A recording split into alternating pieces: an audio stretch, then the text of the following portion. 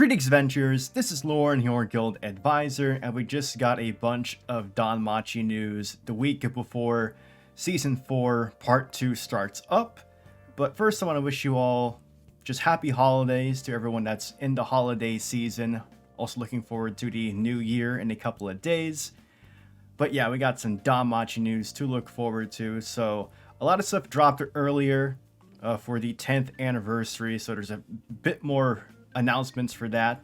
They announced the 10th anniversary 10 project thing back while part 1 in season 4 was ending, and the only thing they really announced was the 6 consecutive light novel releases, the 3 Astrea record volumes, as well as DanMachi volume 18, as well as Sword Art Oratoria volume 13 and 14, all releasing in consecutive months. This month, Astrea Record Volume 3 released in Japan, and then next month in January, Volume 18 of the main series will release.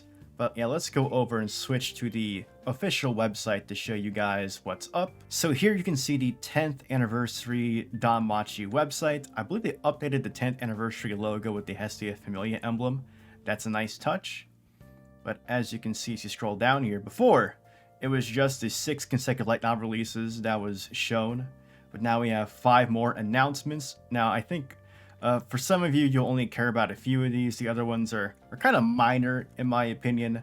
But there's also is still 4 more to be revealed. But we'll just go over them in order. And as we scroll down, you can also see some of the light novel cover illustrations. These first 4 are from Astrea Record. Volume 3 has 2 different covers. One's for the limited edition, which is the one on the right with Zarda, Erebus, and Althea. And recently revealed are the 2 covers for main series light novel 18 with Hestia in the front. That comes out next month in January. And then volume 13 of Sword Art Oratoria, which releases in February. And as you can see here, there is the highlight character Lafia with a different kind of outfit. So let's just very quickly look at the cover art. I'm not going to talk too much about it because it might be spoiler territory for some of you that aren't caught up on the light novels. Here's a closer look at volume 18's cover. Again, the main highlight is Hestia, and she actually looks kind of cool in this illustration, which is not what you normally think of when you think of Hestia. She has the 18 on a flag in the background, which is a nice touch. And as you can see, it's mainly blue, which is a big contrast to volume 17, which is mainly red. So I kind of like this cover. Hestia actually looks cool in this picture. And it does make sense why she's kind of like the highlight character of this novel, especially if you read volume 17 and know what happens at the end. Again, this novel releases on January 22nd in Japan. We have no idea when that's going to release in English, but I hope it's not as long as a wait as the past 3 novels have been, at least. Hopefully not. And let's quickly look over the Sword Art Oratoria cover. Again, this is the cover for Sword Art Oratoria Volume 13, which releases in February in Japan. No solid date on that yet. Of course, the main character on the front you see is Lafia with Loki in the background. It's kind of like a painterly style in the background, while Lafia has more detail to her, like a more normal light novel illustration, but colored. As you can kind of see here, she cut her hair and has somewhat of a different character design. That's not too surprising to me based on the events of Volume 12. For those of you who know, it's kind of like a trope that after some kind of traumatic event or during a turning point in a character's life that they try to change something about themselves, and most prominently usually that involves cutting their hair, and you see that here with their short hairstyle. I kind of like it, and I know to a lot of people whose only exposure to Lafia is through the Sword Art Oratoria anime, they probably have a low opinion of Lafia. When it comes to the light novel version of her, she's not I kind of think they overdo her more negative traits in the anime adaptation. They dial up to 11 with how annoying she can be. She comes across as a lot more tolerant in the light novel, I guess. And of course, I didn't exactly like her that much in the beginning of the light novel, But eventually, over the course of the light novel, she continues to grow as a character, and I actually like her quite a bit now. So, if the reason why you're not reading Sword of Oratoria is because you're put off by Lafia, she does grow as a character, and it's not as bad as the anime makes it out to be. But I am looking forward to Volume 13 because Omori Sensei did hint in the afterword of Volume 12 that there would be a focus on Lafia. And based on events of the main series, I'm very interested to see like where Volume 13 of Sword of Oratoria is placed in the DanMachi timeline, because I have an idea where it would probably be in relation to Volume 17 of the main series. But yeah, that's it for the light novel covers. We still don't know what Volume 14 of Sword of Oratoria is going to look like, but it has been announced. But let's go over the other announcements. Here's another one, and it's very minor. We're going to pull up the Deep L for the translation. Now here it says the anniversary novel will be serialized.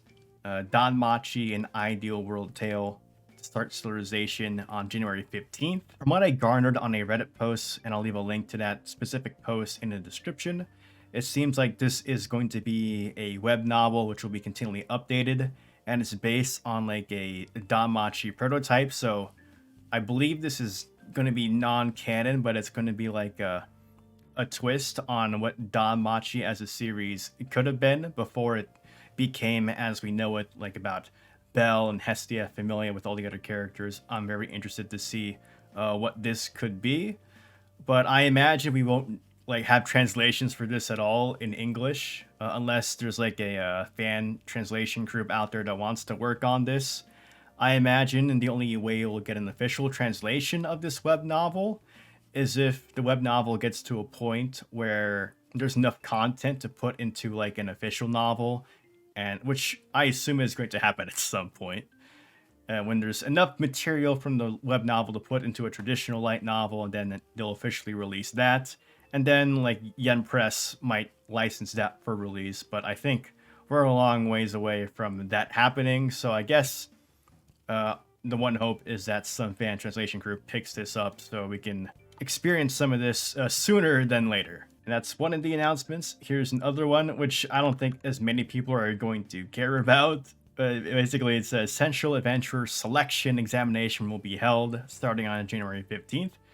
It's kind of weird. It seems like it's going to be some official quiz that's online to test your knowledge of the series.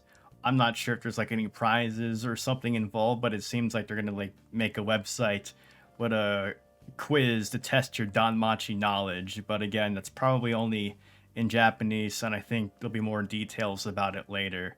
But it's not really too exciting as a English speaker. So that's just a little quick announcement. Here is a DanMachi online exhibition, and it says it starts on March 2023. An online exhibition that can be accessed from anywhere in the world will be held. Details to be announced at a later date. So I guess they're gonna like put together a bunch of like concept art and interviews and materials that'll be interesting to see in some online exhibit. So I guess we'll just have to wait to see more details about that. But again, not too exciting in terms of like new content to add to the universe.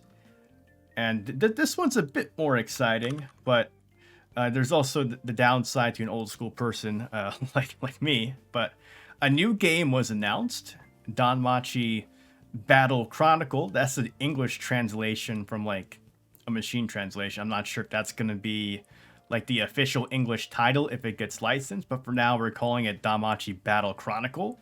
It's scheduled to release on spring 2023. It'll be released on iOS and Android platforms. It's a 3D action game with accelerating battles. They have a link to an official Twitter account and a Discord. Of course, those are both Japanese accounts. But I do have a website that we can go onto real quick to check it out. If you're familiar with the DanMachi games, you already know about DanMemo, which is the DanMachi mobile game that's been going on for, over 5 years now? So it makes sense that they're like wanting to make a new one. Like SAO gets like a new game every year, it seems, just mobile game. And DanMachi Moria Freze, or DanMemo, is like 2D sprites, turn-based style. And this one seems to be more of an action game, and I'll actually pull up the preview video to PV, which is on YouTube. Alright, 10th anniversary. Yeah, so we're celebrating 10th anniversary with the announcement of this game. I don't believe this is actually subtitled yet, or if anyone subtitled it, but yeah, here you see 3D model of Hestia talking to us. And kind of an example of what the in-game graphics are going to be like. So a stark contrast, yeah, they're here. Stark contrast to DanMemo, which is a side-scroll game, turn-based 2D sprites.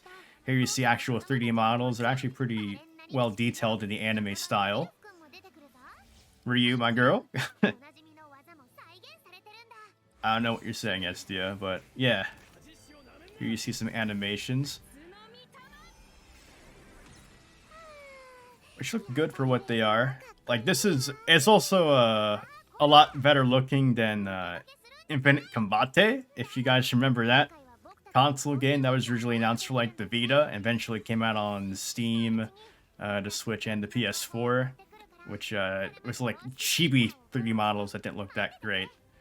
It's funny how we're going from like a console-esque type game to a mobile game that looks like this.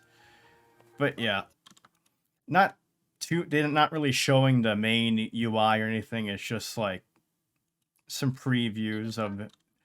What I do like is that you can actually, like, it seems able to walk around Oratoria, but I think this is more like a battle map, it seems. And who knows, it might just be a auto walk. I'm not sure if you can actually pick where you want to go, because here in the dungeon, it seems like to be like an actual level layout without exploration, but this is all like guesswork from the little they are showing us here.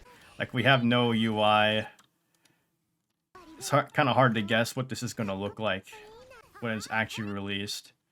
I can't say that I'm like too excited about it, because it is, again, a mobile game. There's like a limit to what they're gonna do, and it's also like DanMachi, like, as popular as it is, it's not like as popular as stuff like SAO. So there is a limited budget, I guess, for this stuff. And it's not like the big console game RPG that I would like, where you like choose a familia, make your own character, like actually explore the city of Oratoria, possibly outside of it, and also go into the dungeon and do missions and stuff. I don't think that's exactly what this is going to be, but I'm curious, and I'm also curious how long or how much longer Memoria Frezze or DanMemo is gonna be ran when this comes out. Like, I know with SAO, it seems like they get a new mobile game every year, and then like the previous, how many mobile games does SAO have that are active right now? Maybe 3 or 4? I don't know.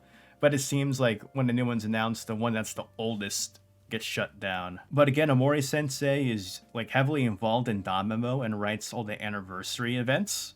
So I'm wondering if he's going to try and split his time between like 2 mobile games and also write like all these different companion novels to DanMachi, let alone the main series. So we'll see how that goes. But yeah, that was the new DanMachi mobile game that was recently announced. Now, we might be able to like guess how the gacha systems will be handled based on Eminence of Shadows gacha game, because it's developed by the same developer, it seems, Team Caravan. So it is possible we might be able to like garner how some of the gacha systems are going to be handled with this game based on how it's handled in Eminence of Shadows gacha game by the same developer. But who knows? It might be a different approach. We'll just have to see. I don't have too much experience with Eminence in Shadow myself in terms of the gacha game, so maybe those of you that have played it before might have an idea. But again, here it kind of looks like a side scroll battle, which is not what we seem to have seen in the preview video for the DanMachi game, but the 3D model style is a bit similar, I guess, in that regard. So we'll just have to see again when it gets closer to the release date. At the same time, that's just for the Japanese release of the new DanMachi mobile game. There's no announcement on an English version or there are any plans for one to happen. Though one thing to take note of is that Crunchyroll Games licensed the Eminence of Shadow game, so I wouldn't be surprised if Crunchyroll tries to license the DanMachi game because they have a relationship with this developer already. It kind of makes sense if Crunchyroll wants to go ahead and grab that. Another interesting thing is that Crunchyroll Games were initially the publisher for DanMemo before, I guess, Rightflyer just took over publishing duties themselves for a global release, and Crunchyroll Games kind of let that go. Or I'm not sure how that worked, but Crunchyroll Games initially was the publisher that brought DanMemo to an English audience, so that's something to think of as well. Alright, and the last new announcement for the 10th anniversary project is this. The great adventure tale Argonaut to be published in book form with a scheduled release of 2023. So very much like Astrea Record, like that was originally a story event in DanMemo, specifically the 3rd anniversary event for the mobile game. That story got adapted into a light novel format, and the revisions were done by Mori Sensei, the author of the DanMachi books. So in a very similar fashion, it looks like they're going to do that with the 2nd anniversary event from DanMemo, Argonaut. And for those of you that are unaware of what Argonaut is about, of course, those of you who like watch DanMachi and read DanMachi, you should know that Argonaut is one of Bell's favorite heroic tales, and Tiona like calls Bell Argonaut ever since his battle with the Minotaur in Season 1 or Light Novel Volume 3. And this is basically what that story is, the story of Argonaut. And it's from a time in the DanMachi universe before the gods actually came down to live among the children of the world. This is kind of like the event that made the gods take notice of the land in DanMachi. So it should be really cool to see in like official light novel form, much like how we got Astrea Record. Astrea Record was divided into 3 parts when it released in DanMemo, so I assume that since Argonaut was divided into 2 parts when it came out in the mobile game, this will probably be 2 different novels, I assume. And they already announced the artist in charge of illustrations for this, and it's going to be the same artist that was in charge of Astrea Records light novels, Kakage. So that's something to look forward to because I like the artwork there. And it's just going to be cool to see like light novel artwork in general for the Argonaut story. And those of you, let me pull this up and show off, I guess. The 3rd novel finally came in, so I now have all 3 of the Astrea Record light novels. Of course, I can't read them. And as you can see in that last one, the alternate, this is the alternate cover because it's the limited edition. And then you can see the cover artwork, the original one right here with Astrea and Ryu. And I got the limited edition because it came with a special short story booklet about Althea, and I'll show off a nice little picture of Althea. I'm not gonna exactly say who she is for those of you that don't know the story. I don't want to spoil it for those of you that might be waiting like on an English release for the light novels. Or you can also watch the Astrea Record event in the mobile game. There's also uploads of that on YouTube, which I can link. And I'll also link and upload to the Argonaut mobile game tale as well. So you can experience that story if you just want to do it right now instead of waiting for the mobile, instead of waiting for the light novels to come out. There's a nice picture of Althea and a certain somebody. I'll leave that tease with you guys. But yeah, with all these novel announcements, we were caught up on the light novel releases. And then we have this 6th consecutive light novel release in Japan with the 3 Astrea Record light novels, and then main series 18, and Oratoria 13 and 14. And now we're probably getting 2 more light novels with the Argonaut. We're gonna be super behind now in for English readers. So hopefully, Yen Press makes some announcements. I hope they make some announcements soon because it's gonna... Oh man, we're gonna be so behind. I'm gonna be like dodging spoilers. Yeah, hopefully they announce stuff soon. because we are about to be severely behind in terms of the English audience and other audiences as well. I can't forget about the people that aren't English speaking but are still fans of DanMachi. Like we're all about to be super behind when all these light novels come out. Like we're already behind in terms of Astrea record. If you haven't seen the mobile game version and want to read the light novel version, which is the revised one with some more additional content added by Mori Sensei. But I guess I'll leave you guys with a reaction to the PV for the first episode of Season 4 Part 2. When I make the cut content videos, I'm probably just going to label it as like Season 4 Episode 12, just to make things easier for people that are like continuing from watching the cut content videos from the first part.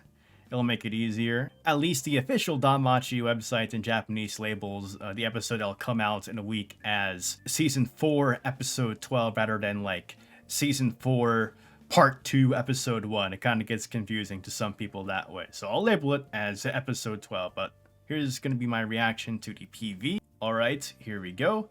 And as a disclaimer, I've already seen this before, but I want you guys to like pay attention to the music in the background because it's a bop.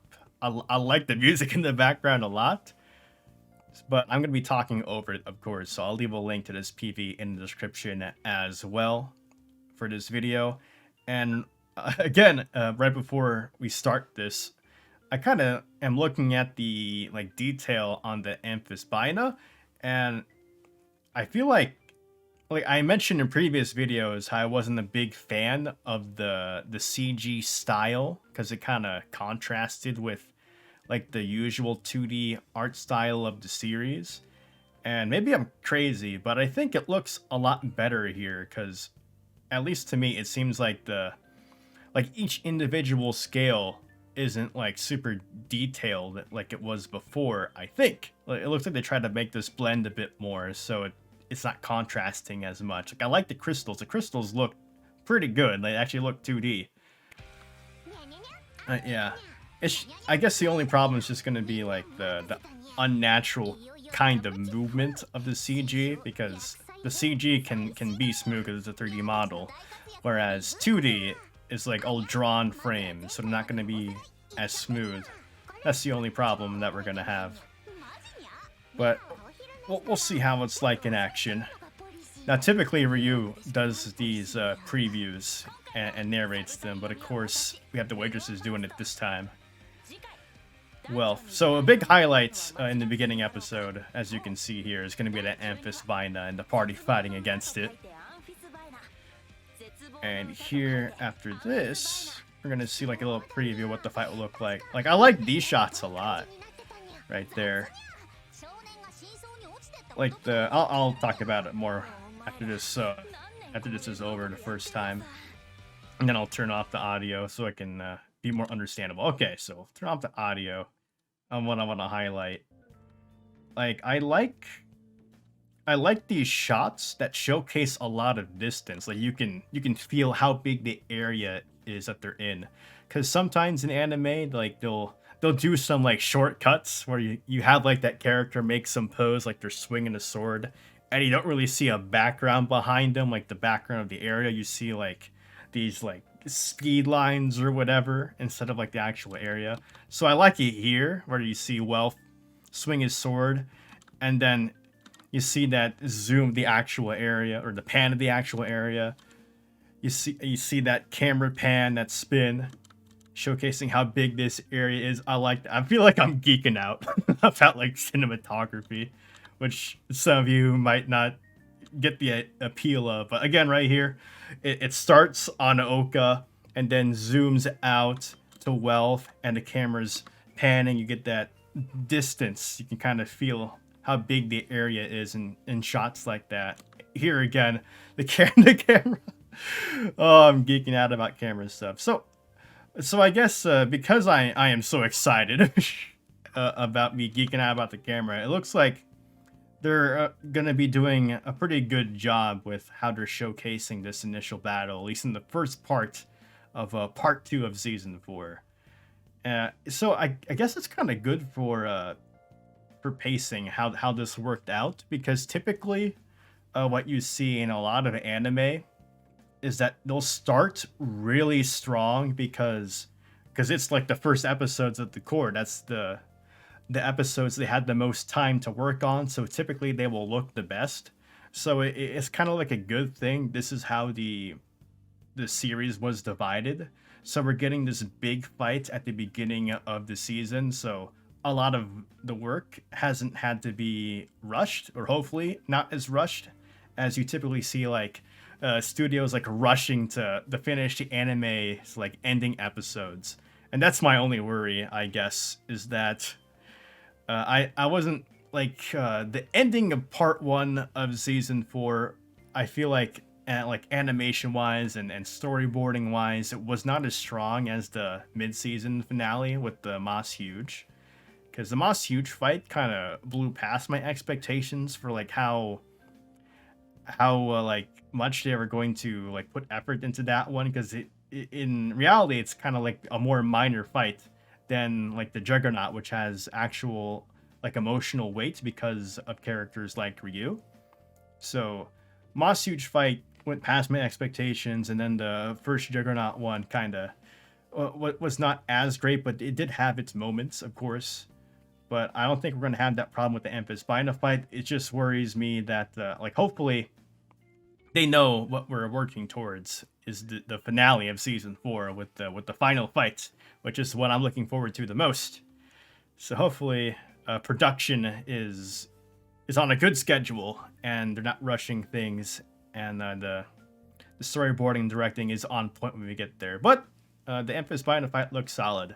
I'm not gonna do another like PV reaction. This is just a special occasion because it's right before the season, and it just happened to line up with a bunch of other DanMachi news. So I'm probably not gonna do anything like this again. But yeah, so yeah, that was a plethora of DanMachi news right before the second half of season four starts. I was kind of expecting it because I think I mentioned before that I was expecting that they'd be talking more about the other 10th anniversary projects as we like get closer to the actual start of the second half of season four, because it just makes sense to promote those things together when there's more eyes on DanMachi, and that's exactly what happened. So hopefully you guys are looking forward to the announcements that were made, and I'm curious to see what the last four announcements are going to be. Maybe we'll get more of those in the middle of the season, or maybe closer towards the season finale. I still am crossing my fingers for like a Astrea record anime adaptation, because it makes so much sense to do that when there's so much focus on Ryu and her familia in the second half of season four. It makes a lot of like logical sense to make some kind of Astrea record anime announcement, which is what I'm hoping for, because Ryu is my favorite character and I love Astrea Familia. Though I wouldn't be opposed to like a movie or a series adapting the Familia Chronicle like novels as well. But time will tell. Hope you guys are looking forward to the announcements. Again, curious on how the mobile game is going to work and when we will like see a possibility of an English localization for that, whether that's through Crunchyroll games or some other means. In terms of content for the second half of season 4 on my channel, of course, I'll be continuing to do the cut content videos. I with all the holiday stuff and like visiting family and also helping my sister move, I've been struggled to like get a good time to make content before the season starts. There is one video I want to get out before the season starts that's giving some background info about the Tavern Girls. I kind of wanted to split it into 2 separate videos, but I think it's just gonna have to be one. Hope you guys are looking forward to the anime coming back on Thursday. I think what day is that? January 5th? So that's when it's gonna start. And I'll try to keep the same pattern as last time with the first part of season 4, where the episode will come out on Thursday, and hopefully I'll be able to have a video done by that same Saturday morning in terms of Central Time, which is where I'm at in the US. So yeah, again, if you want to see more DanMachi news, go ahead and give this video a like and sub to the channel. Follow me on my socials. And as always, this is Lorne, your guild advisor, signing out.